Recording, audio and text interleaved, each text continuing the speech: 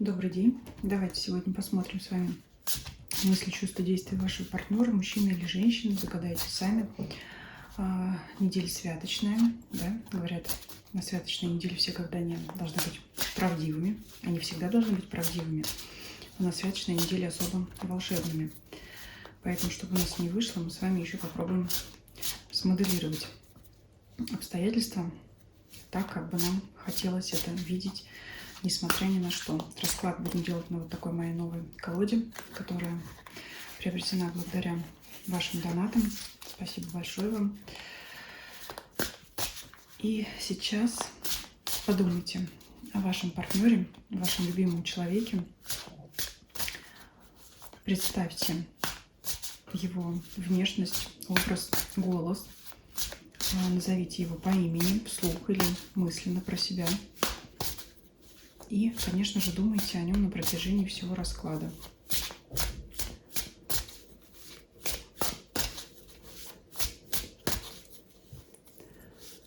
Так, давайте посмотрим, какой он сейчас, в каком настроении, пока безотносительно вас. То есть настроение его посмотрим. Так, карта шута, карта шестерка кубков и паж пентаклей. Ну, сейчас, может быть, кстати говоря, в приятном таком настроении, может отдыхать, то есть карта стабильности, не двигается, то есть сейчас сидит на месте, никуда не едет, но как-то вот нацелен на новое, может мечтать о чем-то новом, да, о новых горизонтах, о дальних далях, но и не забывать о прошлом, то, что ему было приятно, то, что ему было к сердцу. Так, давайте сигнификацию на этом завершим. Короткое, это просто настроение, да, вот именно на сейчас. А теперь будем смотреть его мысли, чувства, действия относительно вас. Итак, что он о вас думает? Что он о вас думает?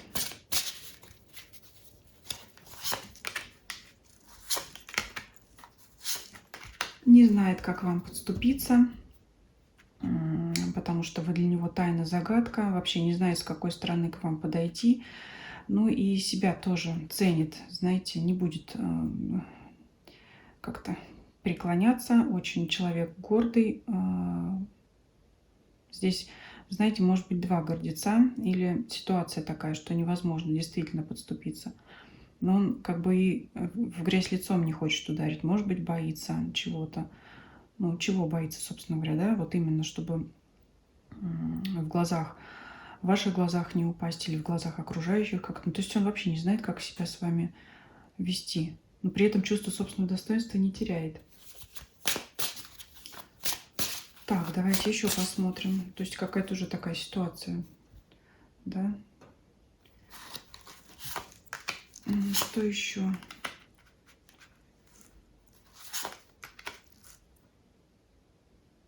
Он может пытаться уходить в какие-то свои удовольствия, в какие-то свои развлечения. Он может казаться холодным, но это не так. На самом деле переживает. Вот сидит человек, взявшись за голову.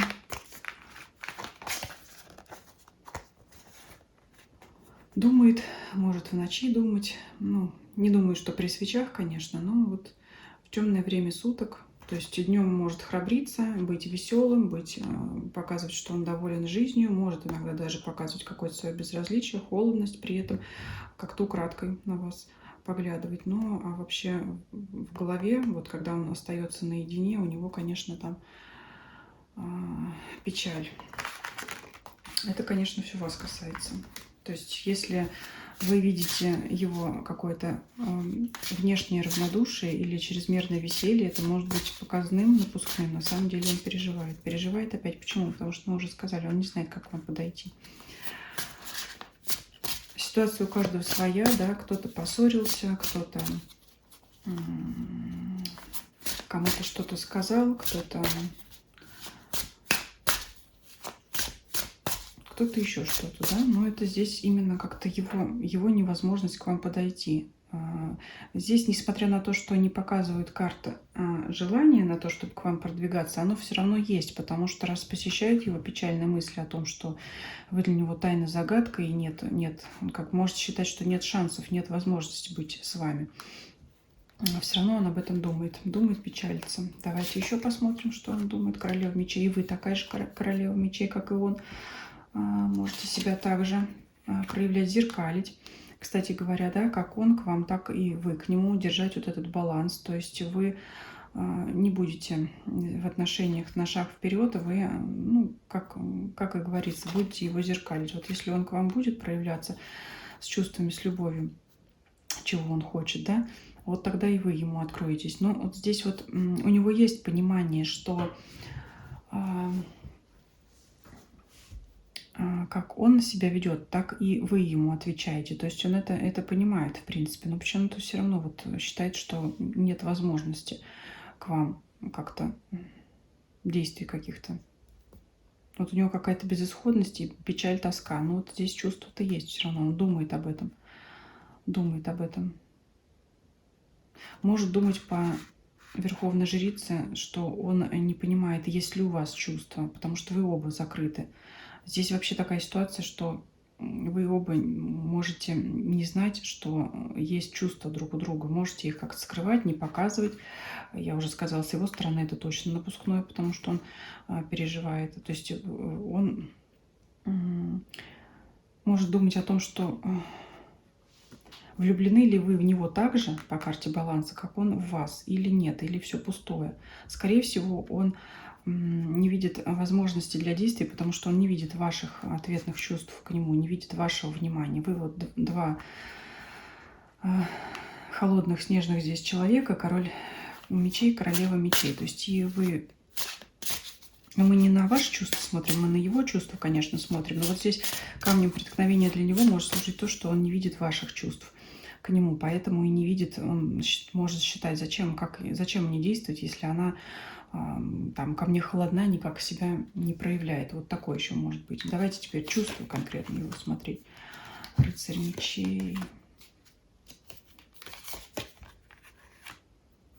Может подавлять свою страсть к вам. Причем, знаете, как вспоминается этот фильм, где Адриано Челентано рубил дрова. Если вы смотрели этот фильм, то вы знаете. Если не смотрели, не помните этот эпизод, посмотрите, пересмотрите, тогда поймете, о чем здесь есть. О чем здесь разговор. Страсть есть, любовь есть, двойка кубков, вот она, но он прям, ну, страсть очень большая, вот прям вот он ее может переживать постоянно, либо прямо сейчас, и он ее сдерживает по королеве Пентакли, это стабильность, он вот себя осаживает все равно. Ну, такой крепкий орешек, конечно. Чувство, что вы не рядом, и от этого просто настроение убийственное, подавленное, и разочарование, и тоска, сильнейшая тоска от того, что вы не рядом.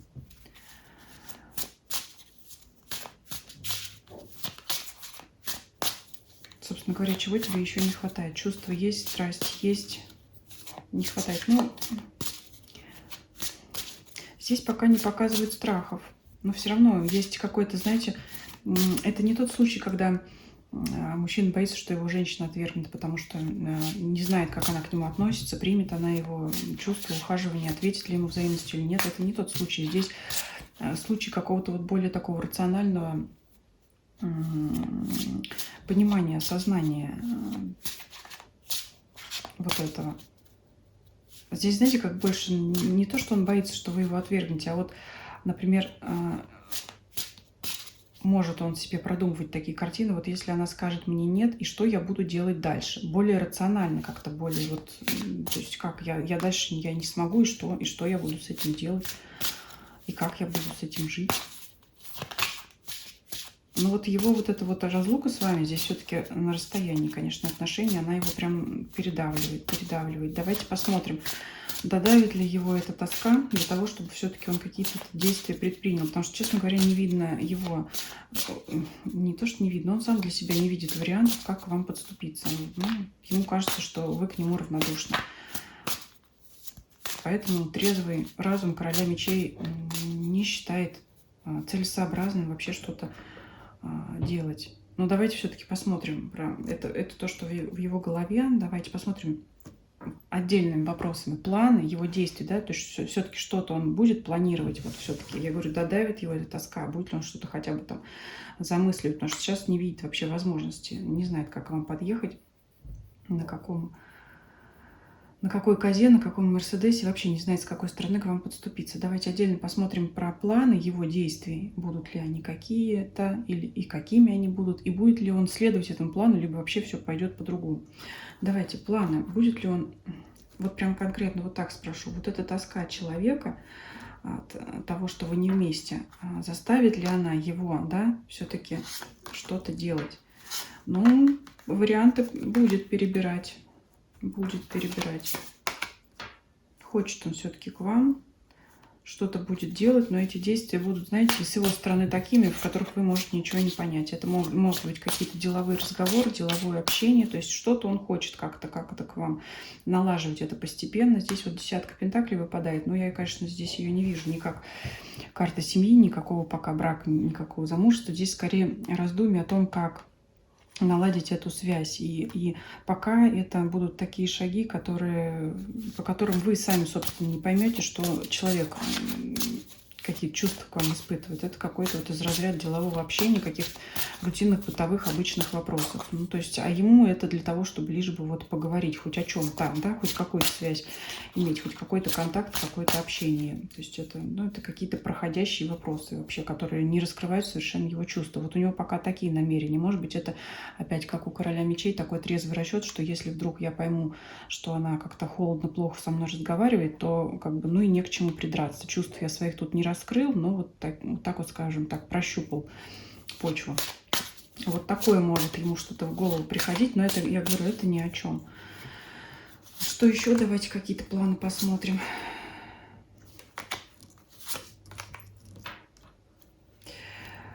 Может случайно какой-то момент вывести его на путь, горя оно все синим пламенем. А пусть оно как было, пусть оно все это горит. Я больше не могу так висеть, мне надо прояснить ситуацию. Может такое случиться у него, да? Я спрашиваю, может ли его тоска вывести на что-то, на это? Да, может случиться. В каком случае такое произойдет? Потому что особых мы от него шагов не видим. Все очень между вами туго.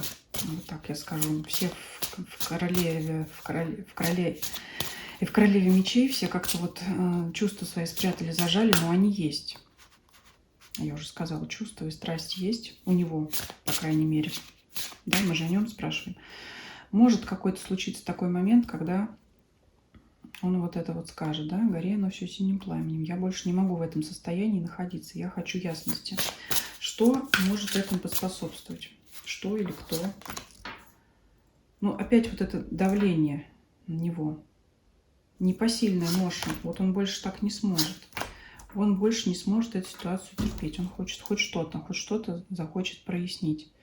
Хоть как-то. Он захочет хоть каких-то изменений, хоть какого-то понимания. Да, вот эта тоска, она его может додавить до того, чтобы он все-таки начал что-то действовать. Но это в его, опять же, планах мы только смотрели. В планах, да. То есть он скажет, вот я не могу больше страдать, все, надо что-то делать, да. Но это опять не означает, что он это сделает. А теперь давайте посмотрим, последует он этим своим планам или нет.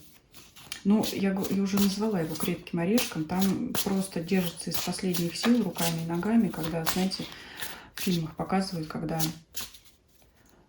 произошла какая-то разгерметизация в космосе, и просто люди держатся за все, что под руку попадается, лишь бы не улететь там куда-то в пространство непонятное.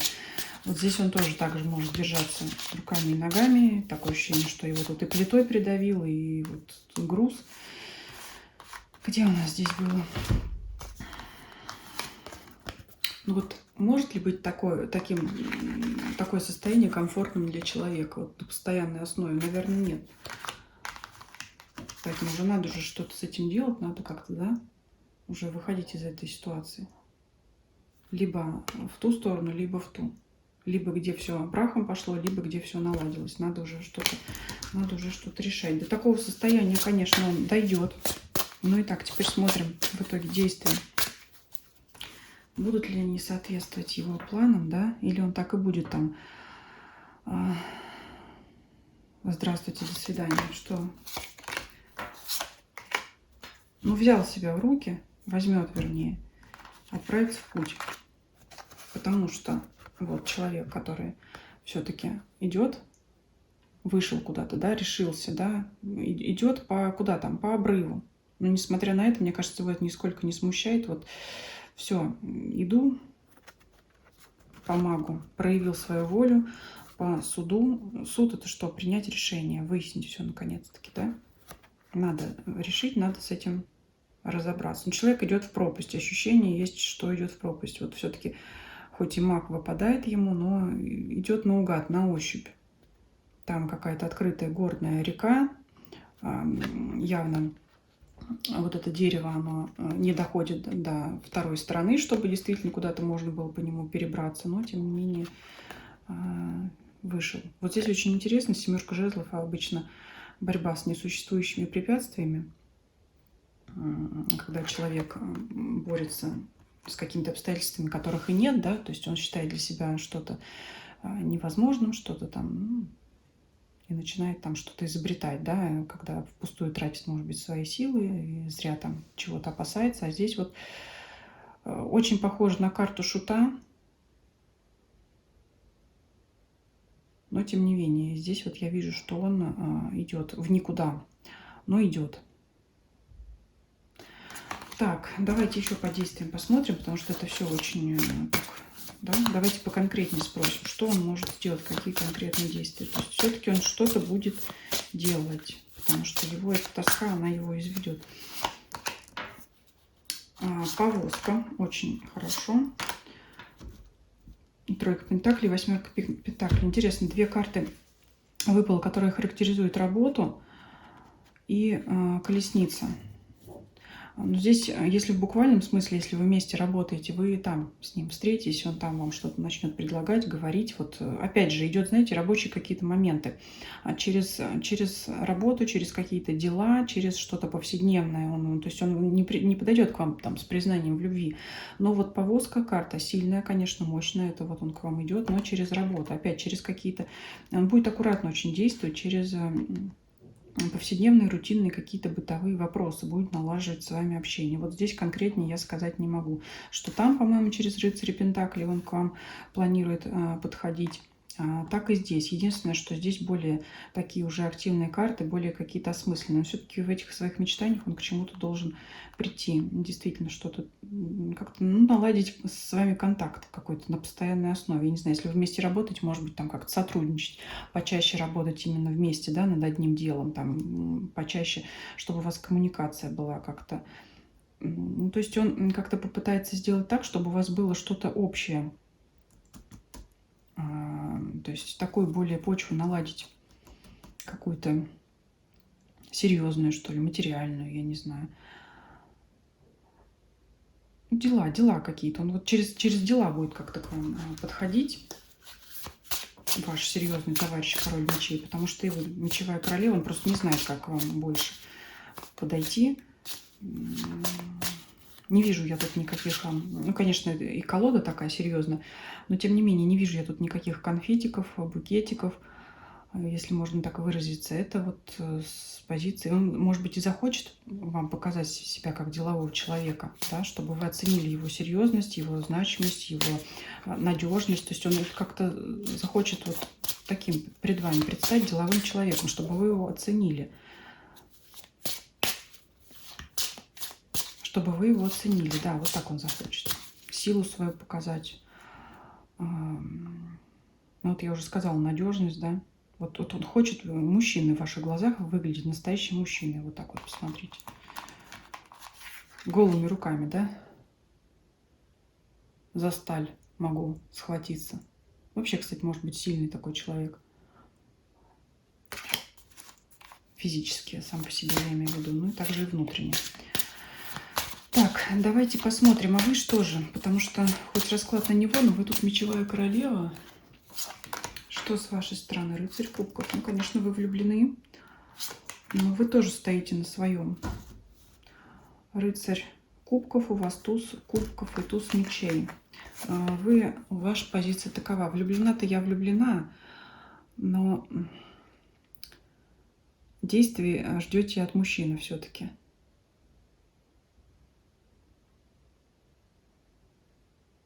Действия от мужчины ждете. От него, от мечевого. Причем, ну, уже хотите, уже быстрее, да? Давайте. Уже серьезного разговора ждете. Признание, конечно, тоже ждете. Может, кому-то надоело. Можете сами злиться уже, да, на то, что он там сидит в засаде. У вас может быть такое чувство и раздражение, но тем не менее влюбленность, конечно, у вас все равно тоже к нему есть. Ну и что же нам еще карты здесь расскажут, посоветуют?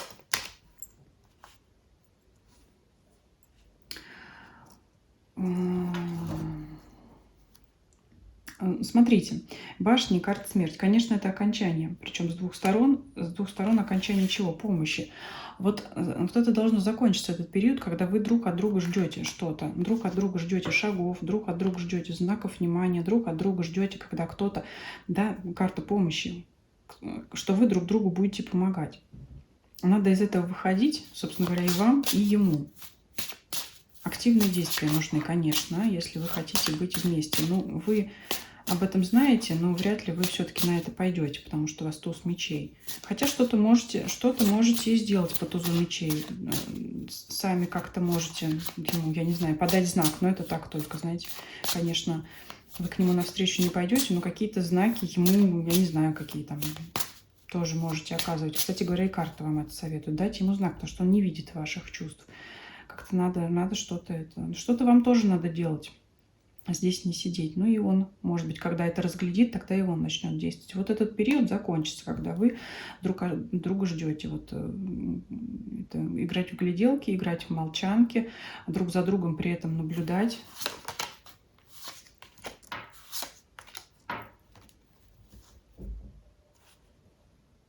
Ну, надо активное действие, конечно. И ему, в первую очередь, ему проявлять. Ну, вот, товарищ такой... Я не могу сказать медлительный. Вот все здесь цепляется за его чувство собственного достоинства. И то, что он не видит ваших чувств. Я уж не знаю, что у вас там за ситуация, как это все выглядит с вашей стороны. Но все упирается, что вы друг друга видите холодными друг к другу. Поэтому и вы не хотите как бы проявляться.